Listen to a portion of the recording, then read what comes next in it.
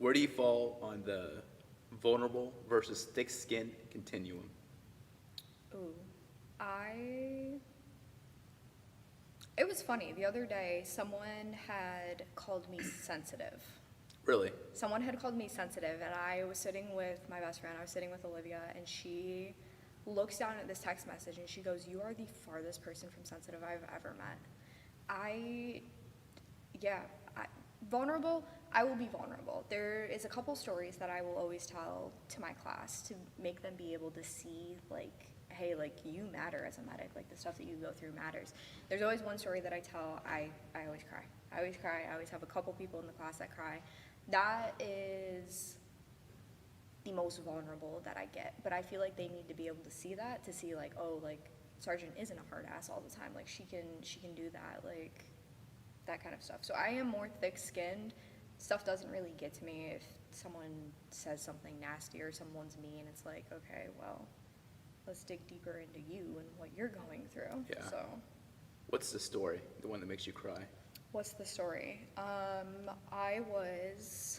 don't remember if I was an A1C or if I was a senior airman, but I had a patient came in. Most of my career has been in women's health. I adore women's health. It is my career. It's my passion. It's what I strive to be. I had this patient come in, and she had a birth control implant in her arm. It's called the Nexplanon. It's good for 5 years. She'd only gotten it placed about 4 months prior to that. Typically, we like to wait about 6 months before we do anything to take it out.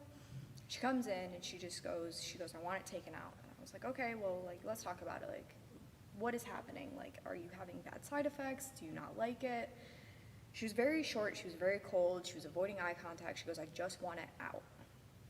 I was like, okay, well, like, let's see. And I was like, trying to just dig a little bit deeper because I could tell that there was something else that she needed.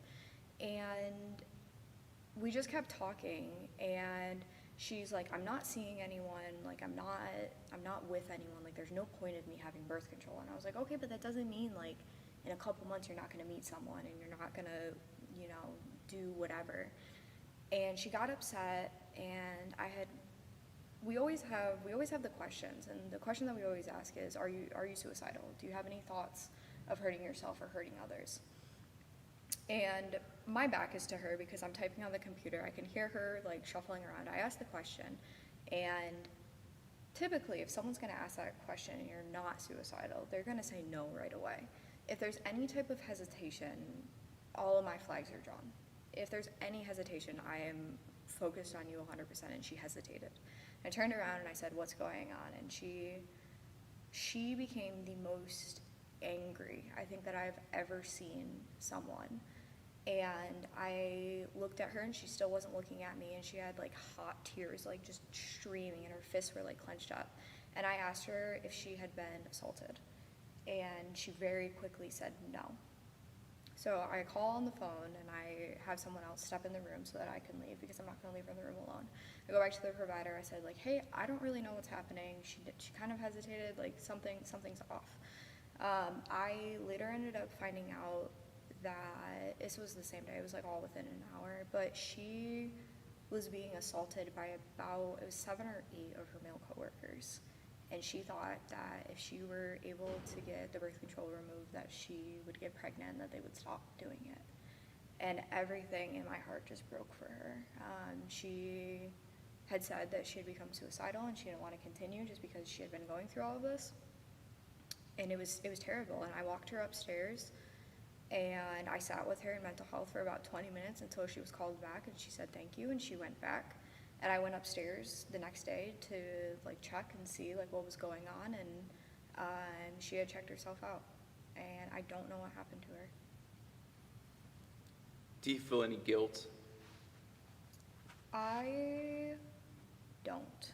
I don't feel guilt because I know in my heart and my soul that I did everything that Rylee that I could do, and I did everything as a medic that I could do to help her.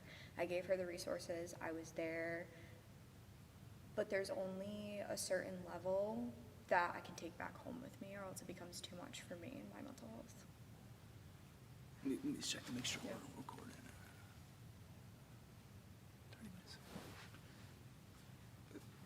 So how important, I guess since that time, how much have you learned about the importance of the skill of detachment?